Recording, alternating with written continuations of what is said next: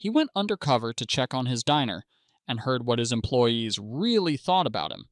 They say, if you want to know the truth, watch how people treat someone they think can do nothing for them. That thought echoed in Marcus Thorne's mind as he stepped out of his car and looked up at the warm, inviting sign above the door. The copper spoon. He hadn't walked through that door as a customer in over a year. As the owner, he was always in meetings, handling suppliers or working behind the scenes. But something had been eating at him lately. Few anonymous reviews and some quiet complaints from people he trusted. His gut told him something was wrong.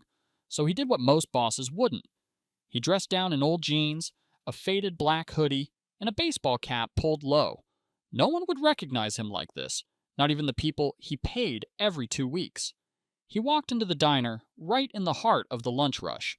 The smells hit him first: slow-cooked brisket and sweet cornbread. His grandma, Jean, used to say food was just a warm hug with flavor. This place was supposed to feel like her. But as Marcus stepped in line, something already felt off. No one greeted him. One of the cashiers, a lanky kid named Leo, was tapping on his phone under the counter. The other, a girl named Chloe, was chewing gum loudly. "Next," Chloe said, without looking up. Marcus stepped forward. "Can I get the pulled pork sandwich and a side of baked beans, please?" Still not making eye contact, she tapped on the screen. "That it?" "Yeah, thanks." He paid in cash and stepped aside to wait. That's when he heard it. "You see him?" Leo said, smirking.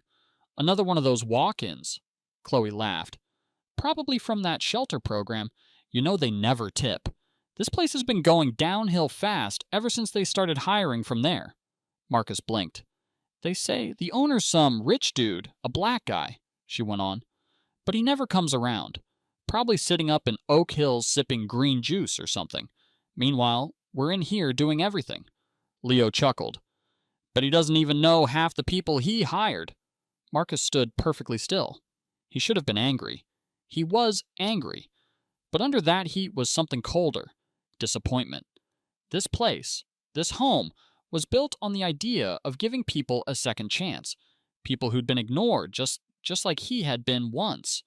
How could the very people he hired to carry on his grandmother's legacy be the ones to tarnish it? He looked around.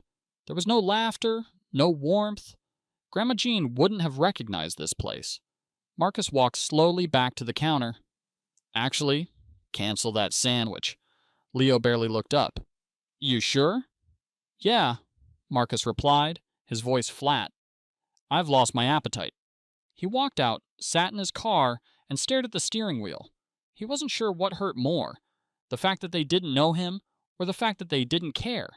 But he wasn't done. He had to see just how deep this problem ran. Marcus didn't drive off. He leaned back in his seat, the words of his employees echoing in his ears. This wasn't just any diner. This was his grandmother's name, her legacy.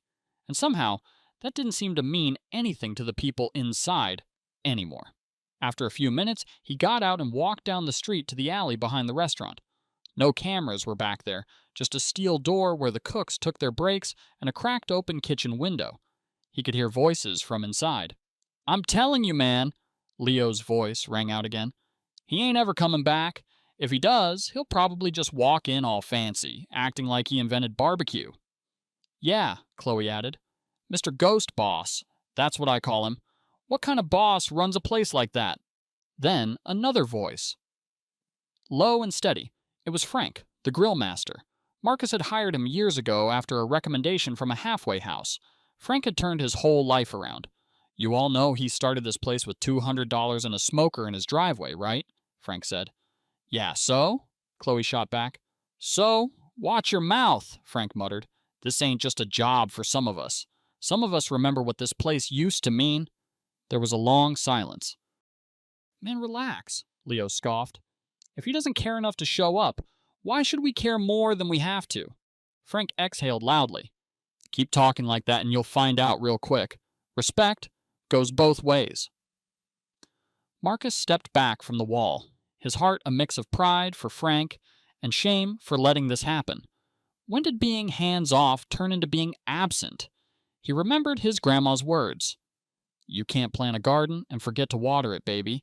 Doesn't matter how good the seeds are.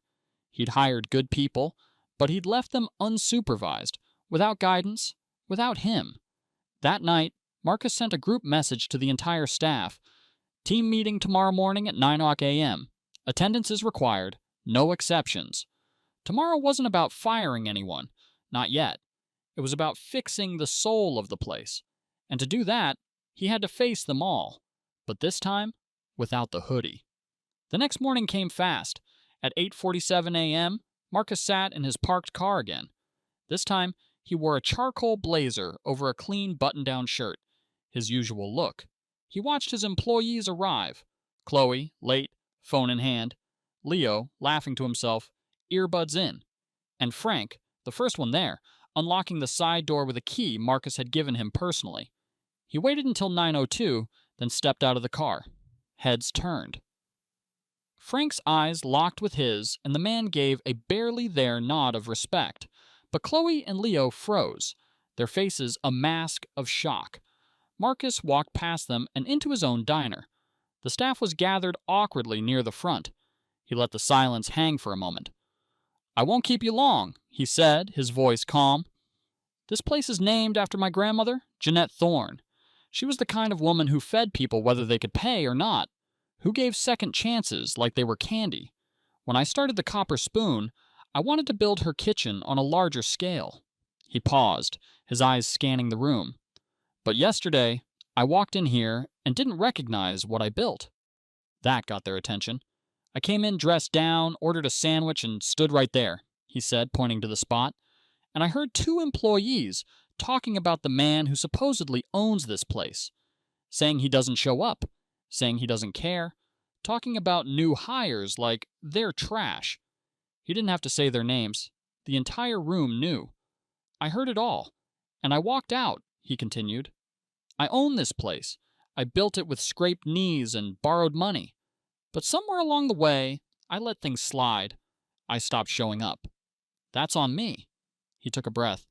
"But that disrespect, that carelessness, that's on you." The room was still. Chloe finally looked up, her face a mixture of guilt and fear. Leo leaned against the counter, trying to look cool, but his foot was tapping nervously. "I'm not here to yell," Marcus said. "I'm here to fix this." He glanced at Frank. "Some of you still carry the heart of this place, and I appreciate that more than you know." He then turned slowly toward Leo and Chloe. "You two, come with me." He led them to a narrow hallway near the pantry. "I'm giving you this moment to speak freely," he said quietly. "Tell me what this place means to you, or doesn't." "I mean, I just work here," Leo said finally. "It's a check." "Then you've been cashing the wrong kind of check," Marcus replied, "because this place was never just about food." "Okay, but you weren't around, though," Chloe said. "We felt like it didn't matter." "Fair," Marcus admitted. "That's on me. But how does that justify talking about other staff like they're garbage, or mocking the same man who signs your checks?" "No," Chloe said quietly. Leo said nothing. "I'm not firing you," Marcus said. "Not today. Because maybe what this place needs isn't fewer people, but better ones. Ones who learn." He pointed back to the kitchen. "But you've got one shot to prove you belong. That starts now." The lunch rush came right on time, but Marcus didn't sit back. He stood near the coffee station quietly watching. The kitchen ran smoothly under Frank's guidance, but at the register, things were shaky. Chloe was trying. She smiled more, said thank you like she meant it, but it was awkward. Leo stayed quiet and avoided eye contact. At 12:46, the same time as the day before, a young man in a faded hoodie walked in. He was nervous and fidgety. It was David, a new hire from the shelter program. Chloe glanced at him, then quickly looked away. Leo stepped back from the counter. That's when Frank walked out from the kitchen. He nodded at David and said, "You got this." David stepped forward and ordered. As Chloe rang him up, she glanced at Leo, who just turned away. When the line cleared, Marcus walked over to the counter. "You know who that was?" he asked Chloe. "No. Should I?" "His name is David. He just started the shelter program last week." Chloe's mouth opened slightly. "Oh." "He's not dangerous," Marcus said calmly. "He's just trying to start over, like a lot of people who've worked here. He looks like he wants to disappear because that's how people feel when the world makes them feel small. I'm sorry, she said softly. Don't say it to me, Marcus replied. Say it through how you treat the next 10 people. By the end of the day, the tip jar was full, and the kitchen was spotless. Kendall walked over to Marcus. I talk too much, he said. I'll do better. I believe in second chances, Marcus said, but only when the first mistake gets acknowledged. The culture wasn't fixed, but for the first time in a long time, light was starting to come through. The next morning, Darius gathered the team again. One day doesn't fix everything, he said.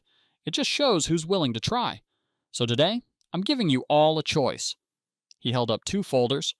One was for those who wanted to stay and commit to the heart of the diner.